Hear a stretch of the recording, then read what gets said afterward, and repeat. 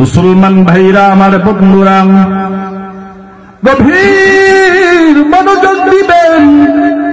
আমি যে আয়াত কারিমা তেলাওয়াত করেছি ওই আয়াতের মধ্যে আল্লাহ ডাক দিয়ে বলতেছেন, ইয়া আইয়ুহান নাস, হে মানুষ সকল, ইয়া আইয়ুহান নাস, হে মানুষেরা ভালো মতো শুনে রাখো, قد جاءكم برهان من ربكم وأنزلنا إليكم نورا مبينا। আমি রব্বুল ইজ্জত আহকামুল হাকিমিন এই ধরার পৃষ্ঠের মানব জাতিকে হেদায়েতের পথ প্রদর্শন করার জন্য যুগে যুগে পয়গম্বর পাঠিয়েছি। পয়গম্বরদের ধারা সিলসিলা আখিরি জামানার পয়গম্বর সরকারে দু আলম ইমামুল মুরসালিন খাতামুন নবিয়্যিন জনাবে মুহাম্মদুর রাসূলুল্লাহ সাল্লাল্লাহু আলাইহি ওয়াসাল্লামের উপরে সিল মেরে দিয়েছি, সমাপ্তি করে দিয়েছি। হে মানুষেরা, নবী আর দুনিয়ায় আসবে না, হেদায়েতের দরজা বন্ধ হবে না। আমি রব্বুল ইজ্জত পথ ভোলা মানুষদেরকে পথে দিশা দেওয়ার জন্য, আল্লাহ ভোলা মানুষদেরকে আল্লাহর সাথে সম্পর্ক করিয়ে দেওয়ার জন্য এই পৃথিবীতে অন্ধকারের জামানায় জাহিলিয়াতের যুগে, আইয়ামে জাহিলিয়াতের যুগে, মূর্খতার যুগে, বর্বরতার যুগে আমি দুইটা নিয়ামত রব্বে কারীম মানুষের উপরে ইহসান করে দয়া করে নিয়ামত হিসাবে আমি আল্লাহ দান করেছি। জোরে বলেন সুবহানাল্লাহ। কয়টা নিয়ামত? দুইটা নিয়ামত। ভালো মতো কথা বুঝতে হবে। কয়টা নিয়ামত? দুইটা নিয়ামত আল্লাহ আমাদেরকে দিয়েছেন। নিয়ামত যদি নাই দিতে শুকরিয়া আদায় হবে না, আমল হবে না, লাভ হবে না। তো এক নম্বরে নিয়ামত আল্লাহ বলেন, দুনিয়ার মানুষেরা দে এক নম্বর নিয়ামত আমি তোমাদেরকে দিলাম, قد جاءكم برهان من ربكم, আমি রব্বে কারীম আমার পক্ষ থেকে তোমাদেরকে হেদায়েতের পথে দিশা দেওয়ার জন্য বুরহান নামক নবী পাঠা দিলাম। তাফসীরের কিতাব খুলে দেখবেন, মাআরিফুল কুরআন খুলেন, তাফসীরে বাইজাবি খুলেন, সফওয়াতুত তাফাসির খুলেন, ইবনে কাসির খুলেন, তাফসীরে কাবীর খুলেন, তাফসীরে রুহুল মাআনি খুলেন, তাফসীরে কুরতুবী খুলেন, স্পষ্টভাবে পাবেন এই বুরহান নামক নিয়ামত দ্বারা উদ্দেশ্য হইল আপনার আমার নবী জনাবে মুহাম্মদুর রাসূলুল্লাহ সাল্লাল্লাহু আলাইহি ওয়াসাল্লাম। দ্বিতীয় নম্বর আল্লাহ প্লিজ দিয়ে বললেন, দুনিয়ার মানুষেরা দে দ্বিতীয় নম্বর নিয়ামত আমি আল্লাহ দিলাম, وأنزلنا إليكم نورا مبينا, আমি রব্বুল ইজ্জত তোমাদের প্রতি ইহসান করে দয়া করে করুণা দৃষ্টি দিয়ে 30 পারা কুরআনুল কারীম আমি আল্লাহ তোমাদেরকে উপহার হাদিয়ার নিয়ামত হিসাবে দান করলাম।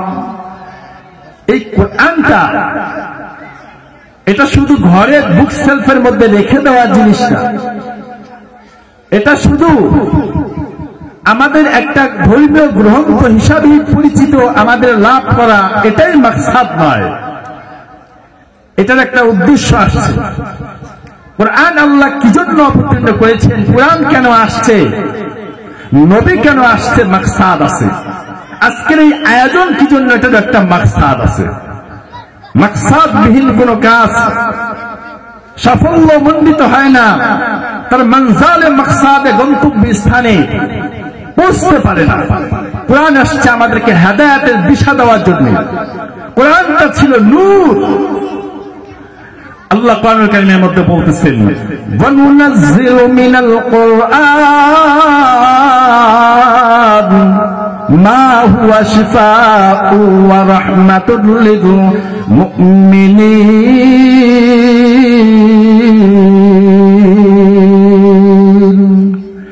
আল্লাহ, আমি রব্বে কারীম এই কোরআনটাকে তোমাদের কাছে ঔষধ হিসাবে আমি প্রেরণ করেছি, ঔষধ হিসাবে দিয়েছি।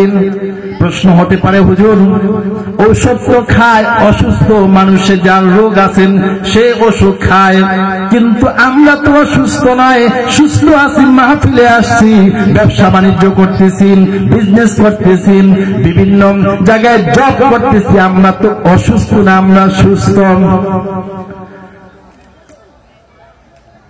মুফাসসির ইকরাম লিখেছেন, এই পৃথিবীর বুকে যত মানুষ আছে রে, সব মানুষগুলো এক একজনে এক এক দিক থেকে কোরআনের ভাষ্য অনুযায়ী অসুস্থ। মুমিন ঈমান এনেছে, সুদ খাইলে মুমিনের জন্য কোরআন ঔষধ, সুদ খাওয়া যাবে না। ঈমানদার হয়েছি, নবীর আদর্শ মানতে পারি না, কোরআন আমার জন্য ঔষধ, আমার ত্রুটি মুক্ত করতে হবে।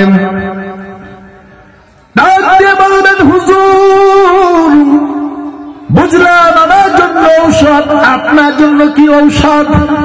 মাথায় পাগড়ি আছে, লম্বা জামা আছে, মুখের মধ্যে দাড়ি আছে, তারপরেও আপনার অসুস্থতা কোন জায়গায়? আমি বলবো রে ভাই, অসুস্থতা সব অসুস্থতা দেখা যায় না, বাহ্যিক অসুস্থতা দেখা যায়, অভ্যন্তরীণ অসুস্থতা দেখার জন্য প্রযুক্তির সাহায্য নিতে হয়। কোরআন হলো এমন ঔষধ, কোরআন হলো এমন মেডিসিন যা বাহ্যিক অভ্যন্তরীণ দুইটারই কাজ করে। আপনি বড় হাজী সাহেব, আমি বড় আলেম, কিন্তু আমার মধ্যে যদি হাসাদ থাকে দেখা যায় না, কিবর থাকে দেখা যায় না, অহংকার থাকে দেখা যায় না, তাকাব্বুর থাকে দেখা যায় না। এই জন্য আল্লাহ বলেন, হে দুনিয়ার মানুষেরা, আমি রব্বুল ইজ্জাত তোমাদেরকে এমন একটা নিয়ামত দান করলাম কোরআন। এই কোরআনটা এক শ্রেণীর জন্য নয়, এই কোরআনটা সারা দুনিয়ার মানুষের জন্য রহমত, সারা দুনিয়ার মানুষের জন্য শিফা। যদিও দেখা যায় হাজী সাহেব বড় আলেম, কিন্তু ভিতরের লোকের জন্য বড় ঔষধ হলো কোরআন। কোরআন আসছে মাকসাদ নিয়ে, উদ্দেশ্য আছে। কোরআন এমন ঔষধ, এমন মেডিসিন, যদি ব্যবহার করতে পারতাম, যথাযথভাবে কাজে লাগাইতে পারতাম, তাহলে দেখতেন বাহ্যিক রোগ তো থাকতোই না, অভ্যন্তরীণ রোগ থেকে আল্লাহ পুত পবিত্র করে ডাক্তারের তেমন কোনো প্রয়োজনই হইত না। হাদিসের মধ্যে খুঁজলে পাওয়া যায়, একদা মদিনাতুল মুনাওয়ারার মধ্যে এক ডাক্তার ঘুরতেছেন যে পেটের রোগের, পেটের দাগ চিকিৎসা করি। আছেন তো পেটের রোগের রোগী, আমরা চিকিৎসা করি। আল্লাহর নবী ডাক দিলেন, এ ভাই এদিকে আসো, তুমি কিসের চিকিৎসা করো? বলে হুজুর আমি পেটের রোগের চিকিৎসা করি। আল্লাহর নবী ডাক দিয়ে বললেন, আমার সাহাবায়ে কেরাম যতদিন তিনটা তরিকা মেনে খাবার খাইবে, অর্ধেক খালি রাখবে, অর্ধেক খাবার দিয়া পূর্তি করবেন, অর্ধেক পানি দিয়া পূর্তি করবে। এই তিনটা নিয়ম কানুন যদি সাজেশন কেউ মানে, তাহলে আমি নবী কথা দিলাম সে কখনো পেটের রোগের রোগী হবে না। জোরে বলেন সুবহানাল্লাহ। সব রোগ সৃষ্টি হয় এই পাকস্থলী থেকে। এই পাকস্থলী কন্ট্রোল না করতে পারলেই বিভিন্ন রোগ এখান থেকে উৎপাদিত হয়, এখান থেকে সৃষ্টি হয়। এজন্য রাসূল বলছেন, কিভাবে সুস্থ থাকবে, কিভাবে তোমার জীবন সুন্দর হবে, এটা তুমি খাবারের মাধ্যমে অনেক বড় বড় রোগ থেকে নিজেকে মুক্ত রাখতে পারবে, সেফ রাখতে পারবে। মুসলমান ভাইরা আমার, বন্ধুরা, গভীর মনোযোগ দিবেন। আজকে কোরআনের আলোচনা করা হবে, নবীর আদর্শের আলোচনা এখানে করা হবে। মনকে জিজ্ঞেস করবেন, আজকে আমি হেদায়েতের নিয়তে একটা কথা হলো আমার জীবনের সাথে আমি অ্যাড করব। একটা কথা মনে রাখবেন, একটা গুনাহ হলো আমি আজকে ছেড়ে দিব, বেশির দরকার নাই। একটা গুনাহ ছাড়বো, যেই গুনাহটা আমি দায়মি ভাবে করতেছি, সর্বদা করতেছি। আর একটা নেক আমল আমি সংযোজন করব আমার দৈনন্দিন রুটিনের মধ্যে। আল্লাহ চাহে তো একটা দৃঢ় সংকল্পের কারণে আপনার আমার জীবন পরিবর্তন করে দিয়ে আল্লাহ রাব্বুল ইজ্জত আমাদেরকে ইহদিনাস সিরাতাল মুস্তাকিম, সঠিক পথ প্রাপ্তদের অন্তর্ভুক্ত করে দিবে। একটা বেশি দরকার জীবনে আজকে দৃঢ় সংকল্পবদ্ধ হবে, একটা গুনাহ ছাড়বো, একটা নেক করব, মরণ পর্যন্ত সেটার উপরে দায়েম আর কায়েম থাকবো ইনশাআল্লাহ। কেন আপনি কোরআন মানবেন? কেন আপনি কোরআনের পথে চলবেন? কেন আল্লাহ কোরআন নাযিল করলেন? কোরআন এমন এক সম্পদ যেটা মানলে দুনিয়া আখিরাত দুইটাই চমকা যায়। এমন কোন শিক্ষা দ্বারা দুনিয়াতে নাই যেই শিক্ষাটার একটা ওয়াক্ত পড়লে, একটা অক্ষর পড়লে একটা নেকি হবে। দুনিয়ার কোন শিক্ষায় নাই, কোরআনের শিক্ষার মধ্যে আছে। কোরআন কেমন জীবন পরিবর্তন করে দেয়। মুসলিম জাহানের দ্বিতীয় খলিফা, খলিফাতুল মুসলিমিন হযরত ওমর ফারুক রাদিয়াল্লাহু তাআলা আনহু ইসলামের বিপক্ষে সবচাইতে বড় মক্কার শত্রু ছিল এক সময়। সবচাইতে ইসলামের বড় দুশমন ছিল। কোরআনের আওয়াজ কানের মধ্যে লাগার সাথে সাথে রাসূলের দুয়ার বদলাতে এমন অ্যাকশন করছে। ওমর আর ওমর সন্ত্রাসী ওমর নয়, যার ব্যাপারে রাসূল সার্টিফিকেট দিয়া দিবেন, লাউ কানা বাদি নাবিয়্যুন লাকানা ওমর, যদি এই পৃথিবীতে আমার পরে কেউ নবী হইতো তাহলে ওমর হইতো। অনেক বড় একজন সন্ত্রাস ছিল। কেমন সন্ত্রাস ছিল? কোরআনের ছোঁয়ায় কিভাবে জীবন পরিবর্তন হলো আমি সংক্ষেপে একটু আপনাদেরকে সেদিকে নিয়ে যাব। মুসলমান ভাইরা আমার, বন্ধুরা গভীর মনোযোগ দিবেন। যে সকল ভাইয়েরা বাবাজিরা এদিক সেদিক ঘোরাফেরা করতেছেন, হাত জোড় অনুরোধ রাখবো, সবাই একটু জান্নাতের বাগিচার মধ্যে এসে বসে যাবেন। দাওয়াতি মেহমান ডাকবেন, আলোচনা করবেন। আদমের দিয়ে একটা কথা যদি আল্লাহ চায় আপনার জীবন পরিবর্তন করে দিতে পারেন। মুসলমান ভাইরা আমার, বন্ধুরা, ওমর রাদিয়াল্লাহু তাআলা আনহু বেদরমি থাকা অবস্থায় একদিন কাফেররা পরামর্শ করলো, এই মুহাম্মদ হলো আমাদের ধর্মের বিপক্ষে সবচেয়ে বড় শত্রু, ধর্মকে সবচেয়ে বেশি কলঙ্কিত করতেছেন। যে কোনো মূল্যই হোক মুহাম্মদকে দুনিয়ার বুক থেকে বিদায় করে দিতে হবে। কে পারবা এত বড় কাজ আঞ্জাম দেওয়ার জন্য?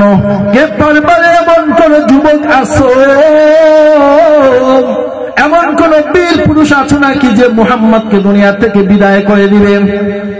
কেউ দাঁড়ায় না, সবাই কিং কর্তব্য, বিমর চুপ, মাথা নত।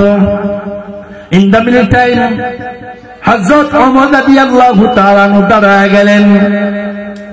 হে আবু জাহেল, লিডার আপনি, নেতা আপনি বলেছেন আমি যে কোনো ভাবে হোক আজকে আমি আমার নাঙ্গা তরবারি দিয়ে, খোলা তরবারি দিয়ে, খাপ মুক্ত তরবারি দিয়ে মুহাম্মাদের মাথাকে আমি দুই টুকরা করে দিয়ে তার কতলাকে আপনার সামনে উপস্থিত করে দিব।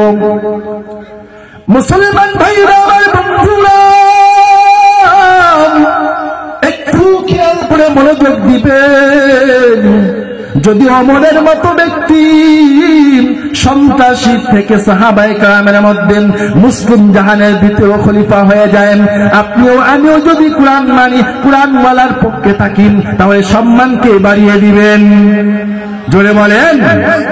ওমর রাদিয়াল্লাহু তাআলা আনহুকে যে আল্লাহ হেদায়েতের পথ প্রদর্শন করেছেন, ইজ্জত সম্মান এটা এক মিনিটের জন্য দেন নাই। যতদিন দুনিয়া থাকবে ততদিন পর্যন্ত ওমর রাদিয়াল্লাহু তাআলা গুণ কীর্তন, তার ইসলামের জন্য কুরবানি খেদমত আলোচনা হতেই থাকবে, মানুষ করতেই থাকবে কেমন ভাবে আল্লাহ চলতেছে।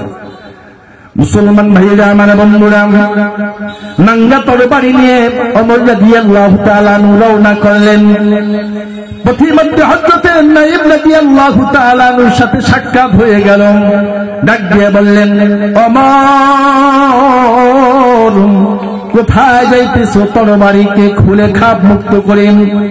ওমর ডাক দিয়ে বলেন, মুহাম্মাদের কল্যাণের জন্য যাইতেছি। হযরত নাঈম রাদিয়াল্লাহু তাআলা ডাক দিয়ে বলেন, কি জন্য তার কল্যাণ তুমি আনবা? সে নাকি আমাদের বাপ দাদাদের ধর্মকে কলঙ্কিত করেন, আমাদের ধর্মের মধ্যে চুন কালি মেখে দিচ্ছেন। যে কোনো ভাবেই হোক আজকে আমি মুহাম্মদকে ফয়সালা করে দিব। নাঈম রাদিয়াল্লাহু তাআলা ডাক দিয়ে বলেন, ওমর আগে নিজের ঘর সামলাও, নিজের ঘরের খবর নাও, তারপরে মুহাম্মাদের কাছে যাও। কি বলতেছো? কি বুঝাইতে চাও? নিজের ঘরের খবর আমি কি নিব? বলতেছেন, তোমার বোন এবং তোমার ভগ্নিপতি দুইজনেই তো কালমা পড়ে মুসলমান হয়ে গেছে। তুমি মুহাম্মাদের কল্যাণ আনতে যাইবা, তোমার ভগ্নিপতি আর বন্ধু মুসলমান হয়ে গেছে, সেইটা তুমি ঠেকাইতে পারবে না। ওমরের মেজাজ আরো বেশি হট হয়ে গেল। কি বলে, পরের খবর পরে নেই, নিজের খবর আগে নেই। সোজা বোনের বাড়ি ধরলেন। বোনের বাড়ির দরজার সামনে গেছেন।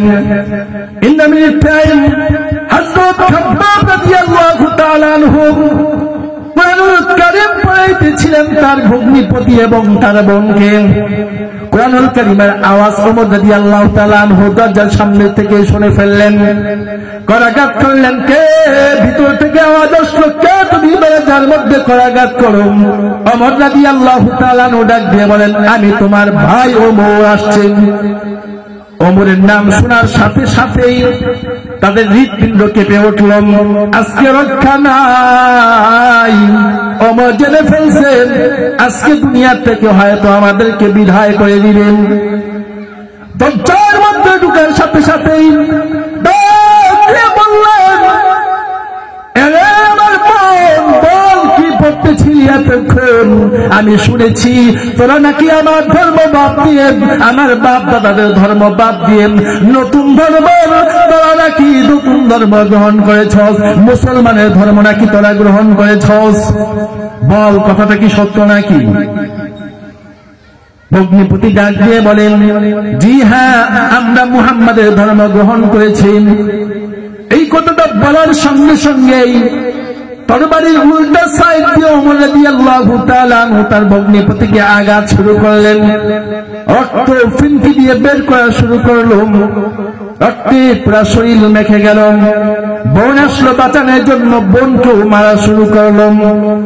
এবার বোন ডাক দিয়ে বলতেছে, ভাই যদি জীবনের তলে আজকে মেরে ফেলুন, যেই কালমা আমরা পড়েছি, যেই মুহাম্মাদের ধর্ম আমরা গ্রহণ করেছি, প্রয়োজনে জীবন দিলে দিবেন, তবু আমরা মুহাম্মাদের ধর্ম ছাড়ব না। জোরে বলেন আল্লাহু আকবার। মুসলমান ভাইরা আমার বন্ধুরা, ওমর রাদিয়াল্লাহু তাআলা আনহু কেঁপে উঠলেন। এই একটু কথা আমাদেরকে ভাই জানে মেরে ফেলো, তারপর আমরা তারপর ইসলাম ছাড়বো না, মুহাম্মাদের ধর্ম আমরা ছাড়বো না। এই কথাটা শোনার সঙ্গে সঙ্গেই বোনের এই কথাটা ওমর রাদিয়াল্লাহু তাআলা অন্তরের মধ্যে এমন ভাবে আল্লাহ দেখা পাঠ করে দিলেন। ওমর রাদিয়াল্লাহু তাআলা এবার ডাক দিয়ে বলতেছেন, বোন বল তোরা কি পড়তেছিলে? আমার কাছে বড় মজা লাগতেছিল, আমারে একটু ওই পড়াটাও শুনে আসবে। আমার অন্তরের মধ্যে বড় জ্বালা জ্বালা, ওই জ্বালা আমি ওই আওয়াজ শুনলে, ওই শব্দ শুনলে আমার মন বলতেছে জ্বালা আমার নিভে যাবে। কুরআন অন্তরকে শান্তি দেয়, ঈমানদারদের ঈমান বৃদ্ধি পায়, কুওয়াতি শক্তি, মুসলমানদের ঈমানি শক্তি তেজদীপ্ত হয়ে ওঠে। এবার বোন ডাক দিয়ে বলেন, না রে ভাই না, তুমি হলে কাফের, তুমি হলে অপবিত্র, তোমাকে এই কালামুল্লাহ স্পর্শ করতে দেওয়া যাবে না। এই কোরআন যদি তুমি স্পর্শ করতে চাও, আগে নিজেকে পবিত্র করো, তুমি গোসল করো, তারপরে সে তুমি কোরআন স্পর্শ করতে পারবে। এবার হযরত ওমর রাদিয়াল্লাহু তাআলা আনহু গোসল করে আসলেন। হযরত খাব্বাব রাদিয়াল্লাহু তাআলা আনহু তেলাওয়াত করতেছিলেন, তাহা মা আনজালনা আলাইকাল কুরআনা লিতাশকা। এই সূরা মাদনের পয়দা আয়াত শোনার সঙ্গে সঙ্গেই ওমর রাদিয়াল্লাহু তাআলা আনহুর অন্তর বিগলিত হয়ে গেল।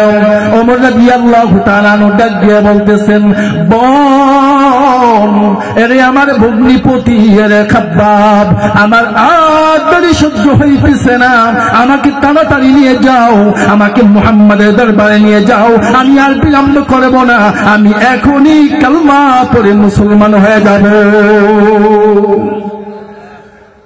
এবার হযরত ওমর রাদিয়াল্লাহু তাআলা আনহুকে রাসূলের দরবারে দিয়ে যাওয়া হলো। সাহাবায়ে কেরাম সেই সময় দ্বীনি তালিম শিখছিলেন, রাসূল দিচ্ছিলেন, সবাই প্রকম্পিত হয়ে উঠল। ওমর আসছে, আজ বুঝি কেন আমাদের রক্ষা নেই, সবগুলারে করলো ফিনিশ দিবেন।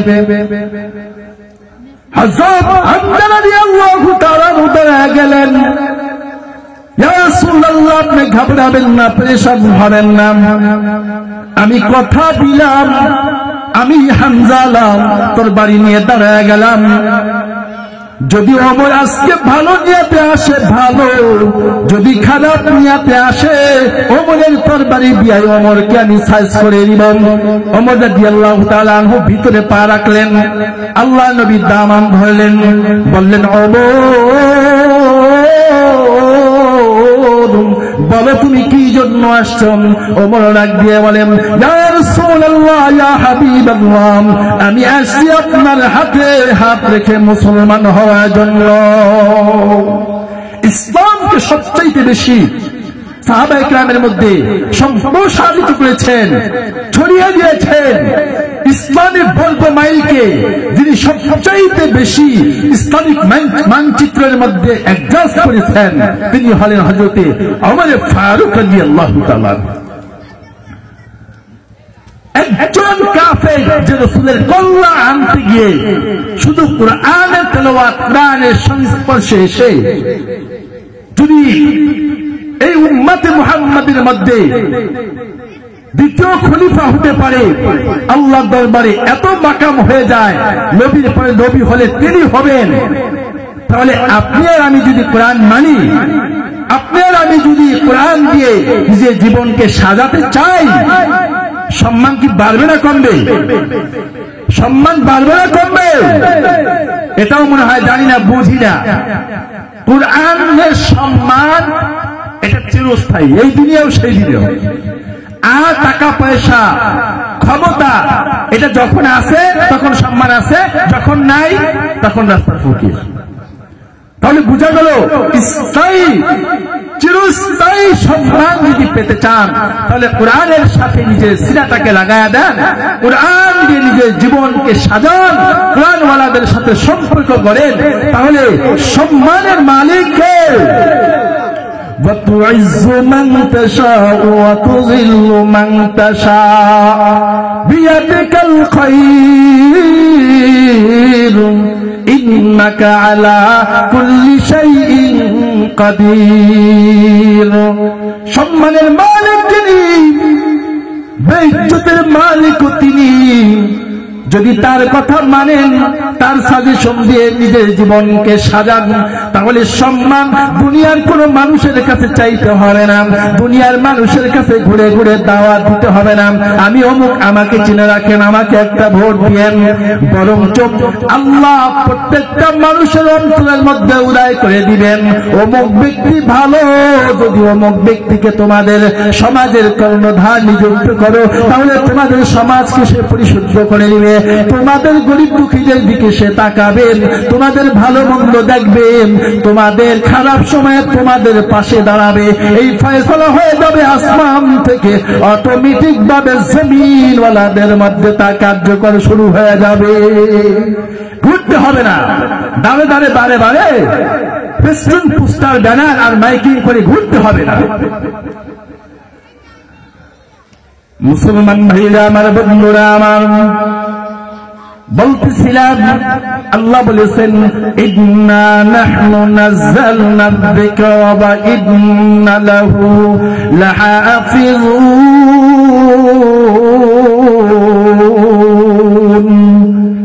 এই কুরআন আমি আল্লাহ দুনিয়ার মানবদের কাছে হেদায়েত হিসেবে প্রেরণ করেছি, আর আমি আল্লাহ ইজ্জতের মালিক, আমি আল্লাহ ইজ্জত বাড়ায় দিব। মুফাসসিরিন কিরাম এই আয়াত থেকে লিখেছেন, আল্লাহ কুরআন নাযিল করেছেন, হেফাজতের জিম্মাদারি তিনি নিজেই নিয়েছেন। যদি কেউ কুরআন মানে, যদি কেউ কোরআনকে অনুসরণ করে ফলো করে, তাহলে আমার আল্লাহ ওই ব্যক্তিকে নিজ জিম্মায় তার সম্মান, ইজ্জত, আবরুর এগুলোকে স্থায়ী করার দায়িত্ব আমার আল্লাহ স্বয়ং নিজেই নিয়ে নিবে। কোরআন মানলে সম্মান, আপনার সম্মান চিরস্থায়ী, ক্ষণস্থায়ী নয়, দুনিয়ার কারো দায়িত্ব নিতে হবে না, এটা আমার আল্লাহ নিয়ে নেবেন। কিন্তু আমরা সম্মান চাই, প্রকৃত সম্মান, ক্ষণিকের সম্মান, এই দুটার মধ্যে পার্থক্য বুঝি না। ক্ষণিকের সম্মানের পিছনে দৌড়াই, যার ফলশ্রুতিতে সাময়িক সময় সম্মান পেই, এরপর দেখা যায় লং সময় বিদ্যুতের মালা গলায় দিয়ে ঘুরতে হয়। এজন্য কোরআন এটা কি, এটাকে আগে চিনেন, বুঝেন, জানেন। দুনিয়া থেকে চলে যেতে হবে, কোরআনটা সিনায় যদি থাকে, কোরআন যদি আমার সাথী হয়, একটা ছোট্ট সন্তান যদি হয়। আমি গতকালকেও, যেহেতু অসম্পূর্ণ ছিল আলোচনা, এ সম্পর্কে আলোচনা করলে লং টাইম আলোচনা, 2-4 ঘন্টা করলে আশা করি ইনশাআল্লাহ শেষ হবে না।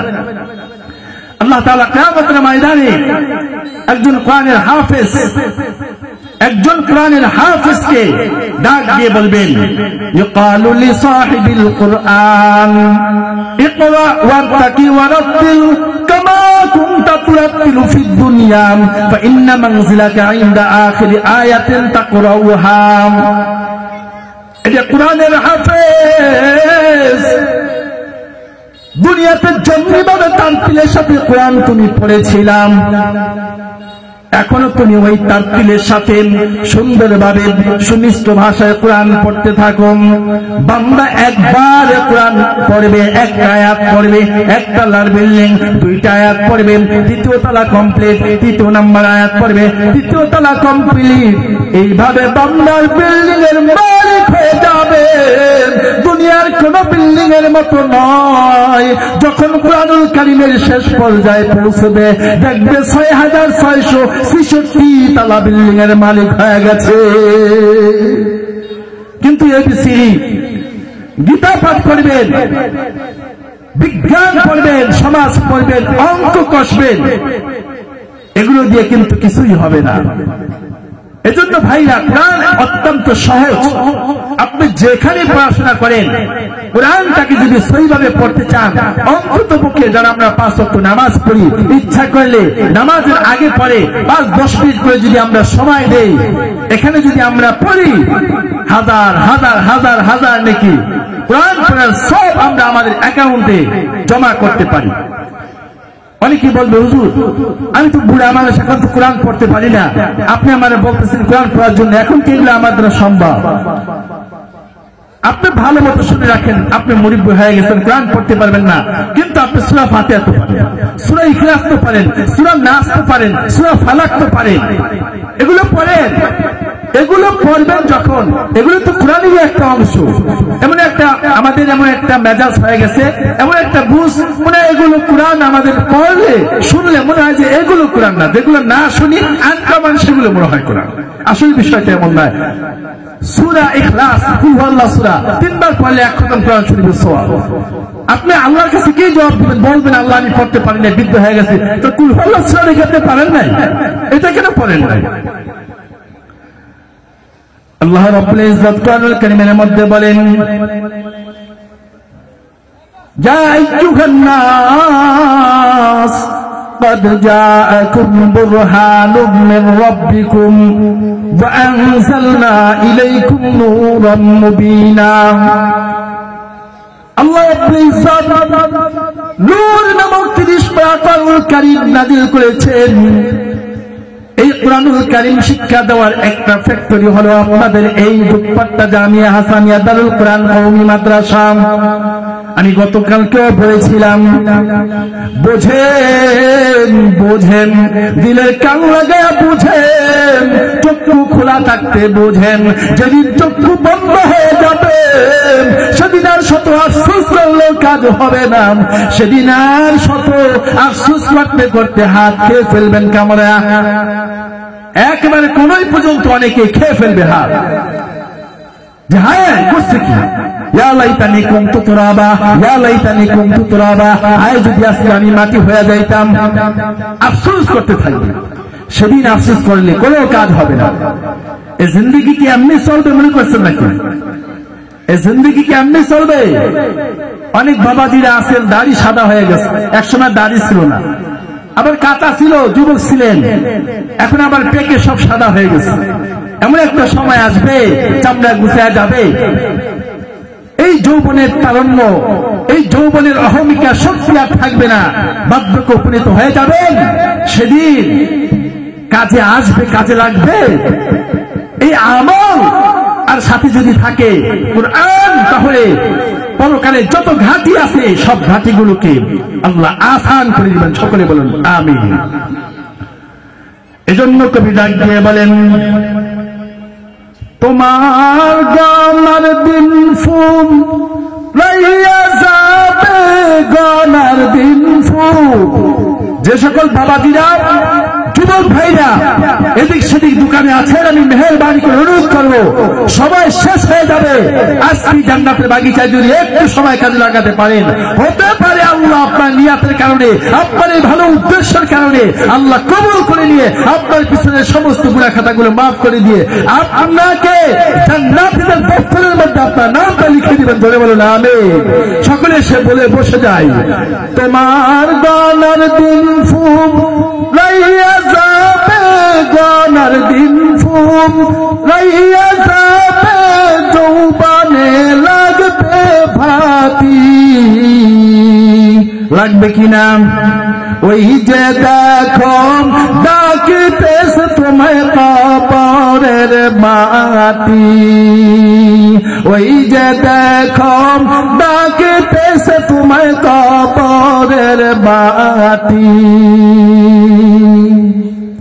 সন্ধ্যা রাত যেদিন ডুববে গো বেলা,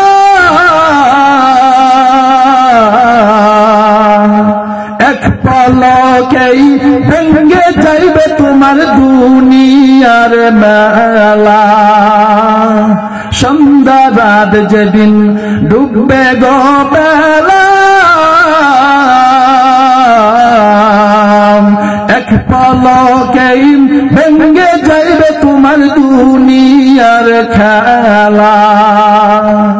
তুমি কারে দিবাম জোরে ধরে, কারে দিবা তুমি জোরে ধরে, কার মাথায় মারবা লাঠি। ওই যে দেখো ডাকিতেছে তোমায় কবরের মাটি, ওই যে দেখো ডাকিতেছে তোমায় কবরের মাটি। ও তোমার গনার দিন ফুম গাইয়া যাবে, গনার দিন ফুম গাইয়া যাবে, যৌবনে লাগবে ভাতি। ওই যে দেখো ডাকিতেছে তোমায় কবরের মাটি। কথা বলেন ঠিক কিনা? খবর পেয়ে আসবে আত্মীয় স্বজন, তোমারই চার পাশে পয়সা তারা করিবে ক্রন্দন। খবর পেয়ে আসবেন আত্মীয় স্বজন, তোমারই চার পাশে পয়সা তারা করিবে ক্রন্দন। তোমায় সাজাইবে মনের মতন, সাজাইবে তোমায় মনের মতন, কি সুন্দর পরিপাটি। ওই যে দেখো ডাকিতেছে তোমায় কবরের মাটি। ওই যে দেখো ডাকিতেছে তোমায় কবরের মাটি। মুহতারাম হাজরিন, দুই চারটা ভাঙ্গা কথা আপনাদেরকে একটু কোরআন হাদিসের মজলিসে বসার জন্য, বসলে কি ফায়দা হবে, এটা আজকে কি জন্য সাজানো হয়েছে এ বিষয়ে দুই চারটা কথা সংক্ষেপে বললাম। আল্লাহ রাব্বুল ইজ্জত আমাদের সকলকে বুঝার এবং তদনুযায়ী আমাদের জীবনে কথাগুলোর বাস্তবতা রূপ দেওয়ার আমাদের